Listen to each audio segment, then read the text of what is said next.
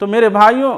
हमारे ऊपर अल्लाह रब्बुल आलमीन की बहुत सारी नियामतें हैं और नियामतों की नाकदरी ये भी है कि अल्लाह रब्बुल आलमीन ने किसी को माल से नवाजा है तो उस माल को गलत जगह में इस्तेमाल की जाए तो ये नियामत की नाकदरी है। इसी तरीके से अल्लाह रब्बुल आलमीन ने किसी को सेहत की नियामत से नवाजा है लेकिन वो नाफरमानी की तरफ बढ़ता जाए तो ये सेहत के साथ नाफरमानी है। इसी तरीके से अल्लाह रब्बुल आलमीन ने किसी को इल्म की नियामत से नवाजा है लेकिन वह इल्म को गलत जगह में इस्तेमाल करें तो ये इल्म जैसी नियामत की नाकदरी है। इसी तरीके से अल्लाह रब्बुल आलमीन ने किसी को अगर समाज में कोई रुतबा अता किया है तो उस रुतबे को गलत इस्तेमाल करे तो ये उस नियामत की नाकदरी है, क्योंकि इससे पहले बहुत सारी कौमें गुजरी हैं जिनको अल्लाह रब्बुल आलमीन ने बहुत सारी नियामतों से नवाजा था, लेकिन जब उन्होंने उनकी नाकदरी की तो अल्लाह रब्बुल आलमीन ने उनसे वो नियामतें छीन ली।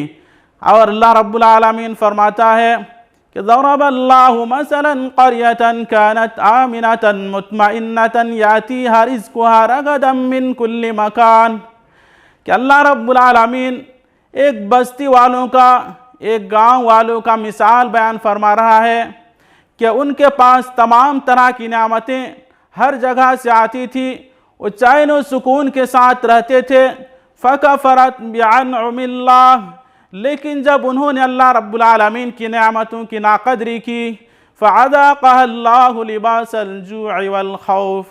तो अल्लाह रब्बुल आलमीन ने